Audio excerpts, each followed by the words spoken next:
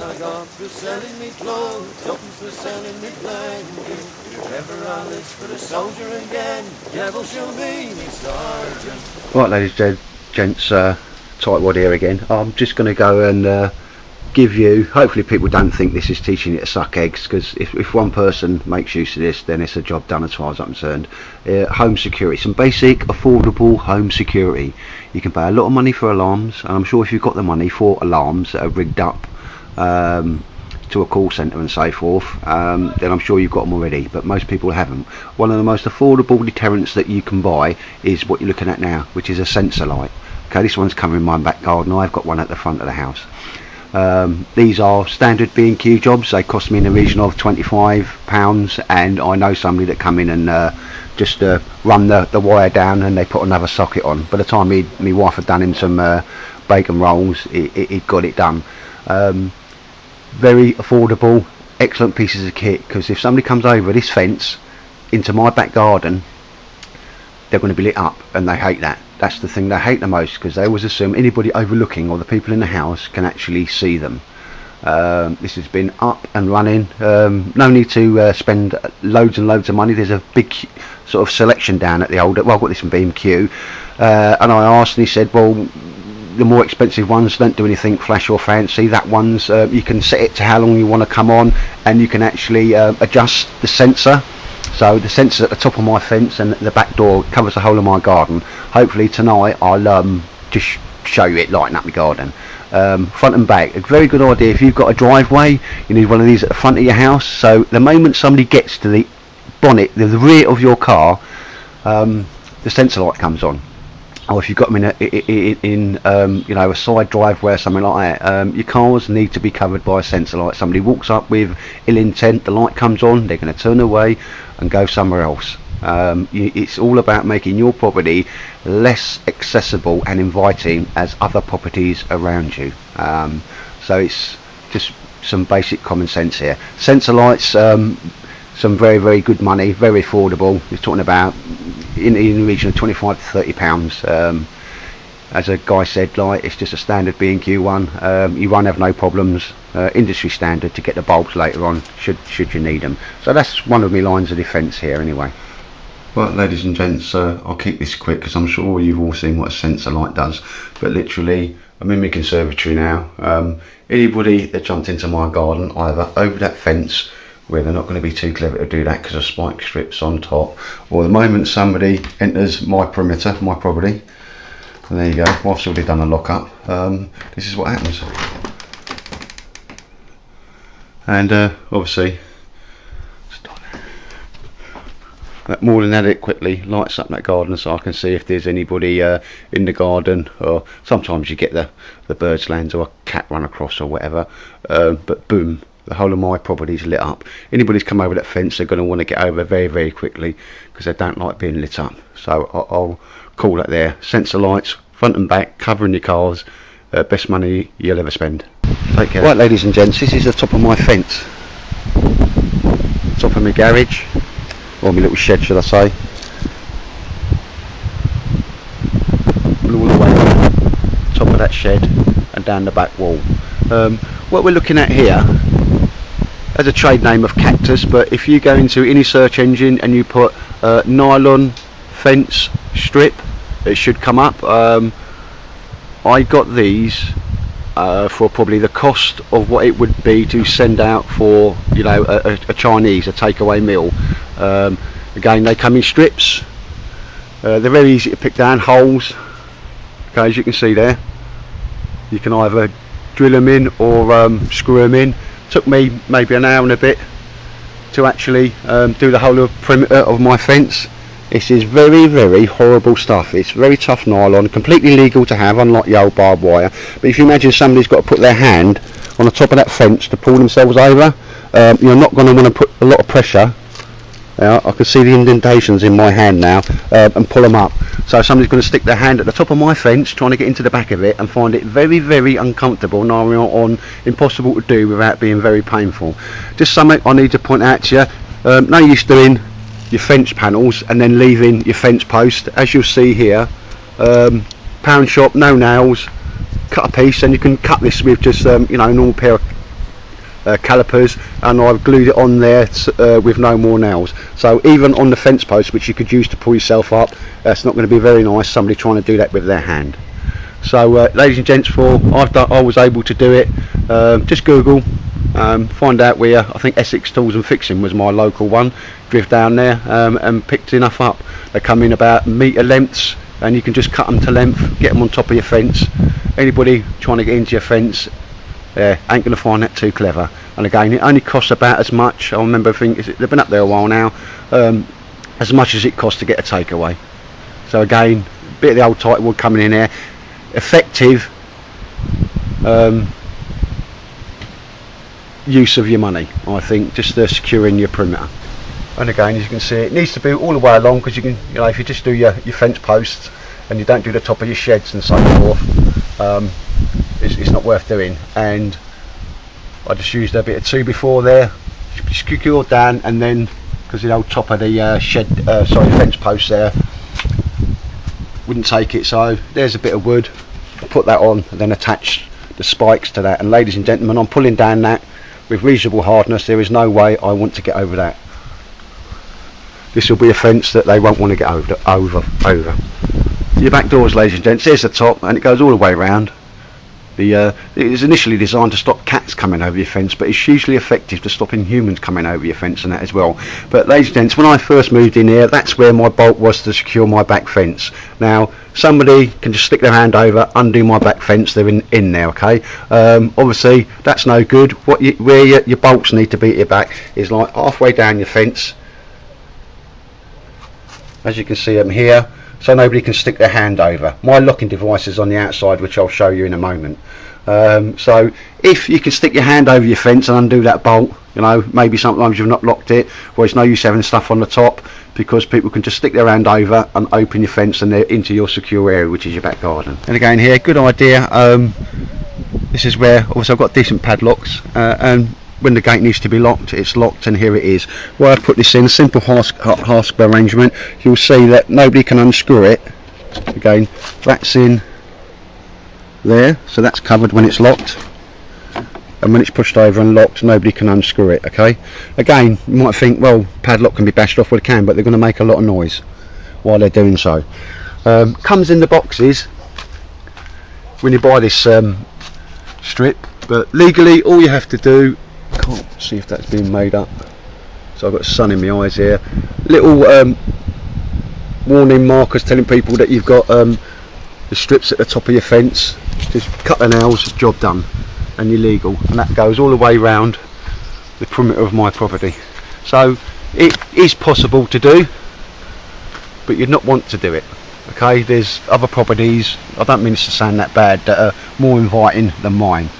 And again, there's just another, you have to put a couple of these up on your fence, and that's it, you're all legal. So if Mr. Jolly Roger, the burglar, or thief and get face wants to get into your house and he injures himself, job done, you can't be sued. Right, ladies and gents, this is my garage, not attached to the house, it's in a block, so I'm not going to zoom out too much on this. Here we see an industry bog standard locking device, absolutely useless, do not perform any deterrent for somebody determined to get into your shed. Them locks are very easy to chip. As we come down, here we will see a heavy duty class that's been drilled into solid concrete, okay? That obviously goes down, drops into there, no way that's going anywhere, okay? What I need you to do now is to look at this lock, okay? It doesn't cost a huge great deal more, but what we will actually see here is the armoured sides. See where that is? Normally on a padlock you've got the actual clasp that comes up and over, but here there's an armoured side to it, and I'll have a look at the top. You see where I can? As it comes out, that will pop out of there and come round in the normal way. But now I just want to say, now normally you people don't go around with your bolt croppers and so forth, because if the police grab hold of them and they've got the kit on them, they're nicked for going equipped, I think it's called.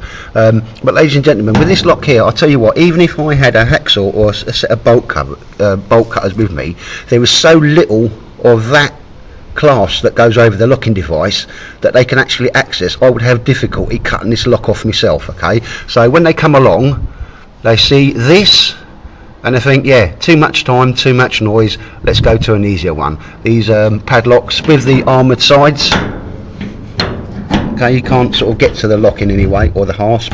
Well worth getting. They provide you with a lot more security. Just as an example of how you're making your property less inviting than other people's, I'm going to show you just one or two examples of class that are in this same garage box. Now, you're a thief, you come across that, you see that, you think, yeah, too long, too noisy, not worth my effort, I'll probably get caught. I'm going to show you another one here. I hope there's nothing in this garage. Don't want to identify anybody here, but they're them 50 pence, you know, £1.50, £2.50 locks. I guarantee you give that a little tap with a hammer, you're in there. Okay, at least they've got a bolt going into some concrete, but yeah, better lock needed. And I'm just going to show you one more. I might knock some doors and that, but you see what I mean there? How long would it take you to get that lock off? I'm not going to spend too long filming because this isn't my property. Here we have another. At least they got a decent sort of lock on it. I don't know if that's coming out, but yeah, you'd have problems getting to that, and it's gone into the wood. But ladies and gents, these are the padlocks you need on your garages and your sheds and so forth. Don't cost a great deal more than a normal lock. And they've got armoured sides. Okay, take care.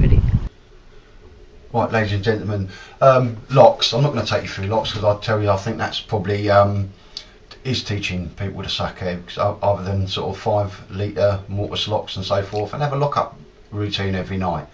The thing is, once you've locked yourself in, you and your loved ones are inside of here. Now, just above where the camera is, there's a smoke alarms, and you need 2 of them. One downstairs, one upstairs as a minimum. Not hard to get, not hard to fit. So I want you to imagine a scenario here that can sometimes happen. You've locked yourself in, nobody can get into your house, but I want you to imagine now you've just woken up, you're in the bedroom, you can smell smoke, okay? So the house is on fire, you need to get out. You've just locked yourself into a house with all the decent locks and your lock-up routine.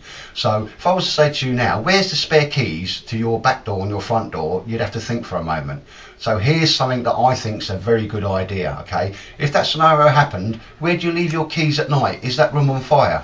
Is that room accessible? No. So you're going to come down and you're going to be hit by this door. I've had to open it to get a bit of light on me, which is locked up, okay? And you're here, you've maybe got your kids and your wife, you can get out, but you then, room full of smoke, a hallway full of smoke, okay, and it's the smoke that kills you, or the lack of oxygen that kills you, not necessarily a fire, and you've been barred by the door. I cannot get through this door. So a good idea, ladies and gents, I'm just going to open the door so you can see me a bit better, is your spare key for your front door and your back door. This isn't where I keep mine, but I need you to take me through the mindset of why I do this and why I hide the key at the front door for the front door and near to the back door for the back door. One, because I know where they are if I lose a set of keys, and 2, if that scenario ever happens, I have to come down these stairs and get out the front or the back, I don't have to worry where my keys are, okay? So you've got to be able to do this. You've got to find a hiding place, okay, where you close your eyes and you can find it in the dark in a smoke filled environment. Now here is the door, okay, I'm just doing a bit of role play here, and then here is the cabinet. At the back of the cabinet on a piece of blue tack, okay, is the key for this door. So no matter what happens, I've woken up in a flat, I've grabbed everybody, I've gotten by the front door, so I now quite quickly in the dark was able to find a place where that key can be hidden. It can be on the back of a picture. So long as you can find it and it's close to that door and you can find it when you are flapping, you then, as opposed to being barred by this door, okay, you can then obviously turn it in, open the door, and that's your escape route, okay? Again, that's not exactly where I keep my key because I'm not that stupid, but you need to be able to do that, to get the key, to get out of a door for an escape route, okay? And you need to be able to find it when you're in the dark, you're flapping, so it's going to be, touch something, there's the door handle, that's my point of reference, I know to go left and go behind there. That isn't actually where I keep the key, but that isn't a bad place, and only you and your family members are going to know it's there. So I'll just show you something similar with the back door. Right, ladies and gents, same scenario, just that I'm at my back door now. House is full of smoke, I'm flapping, I've got the kids with me, or wife and my dogs. Door, can't get out. Where are the keys? They're going to be somewhere else in the house, aren't they? So again, it's dark, I've got my eyes shut, I've got the door as a reference point. I'm now going to come round to my cupboards here, okay, hand down, run my hand down it, again from a bit of blue tack, okay, I've now got it, I can do it all in the dark with my eyes closed, find that, open it, and we're away to safety. You can't do that if your keys are upstairs on the sideboard, in the spare room, in your jacket coat pocket, or as a lot of people do, hang them on a hook just inside the doorway. Again, you've got a big bunch of keys, so an ideal place, an ideal way. Seriously, hope you never need to use it and you need to make exit from your property because there's a fire inside. But don't you think that's a good idea? Within this small area, loads of places where you can hide this, where your eyes are closed, you're flapping and you think, right, point of reference, got that, I know where I've got to go, okay? And blue tack's a wonderful thing, because that's where your key will stay in your little hiding place, so you can get in and out the doors, and if you lose your set of keys, you actually know where your spares are as well. So ladies and gents, it's okay locking yourself into a house, but you've got to make provision for you getting out of that house should something untoward, and a good example is a fire occurs. And you've got to get your loved ones out of the house. So it's quite nice to have that door, that key, covertly hidden in a place that you can get to in the dark, and all members of the household knows where that door key is and that door key is, okay? And there they will always stay until they're needed. So I just think that's a really good tip, and it doesn't take long to do, and there's quite a few places in your kitchen where you can hide that, where you've got to be able to find it, point of reference, I keep going back to that, in the dark, and then you can get it, and out you go, ladies and gents. So thank you very much. Right, ladies and gents, a lot of people when they go out feel that leaving a light on is sufficient to give the illusion that somebody's in your house. Most people leave the hallway light on. That's a definite giveaway to people that there's nobody actually in the house. It's almost an industry standard, somebody leaves a hallway light on. Something I've come across, I've had this roughly a year now, I've paid about £7 for this, I got it from Lidl. I will do a web search and I'll put you onto some places where you can get this if you so think it's a good idea. Again, make your own decisions where you're going to buy it from and at what price. This cost me about £7 out of Lidl's. It's called Fake TV, okay? All it is, and it can sit there out of the way until you need it, there's a little box and there's an electrical lead and it gets plugged into the socket. We just have it there because it's a convenient place to have it. Now I can't show you how this works until later on tonight, so hence this will probably be loaded tomorrow, but this is a cracking little bit of kit, okay, to give people the illusion that there is somebody in your property even when you're not there. It's called Fake TV. It will I'll do it in the night time so you get a realistic representation of what it can do for you. There's a certain amount of LEDs and they're different coloured ones. It bounces off the wall behind me. Anybody looking through that window there, okay, will think that there's a TV on in the property, okay, and I'll try and capture that from the outside and the inside just to give you an example of what these things can do. They're a cracking bit of kit.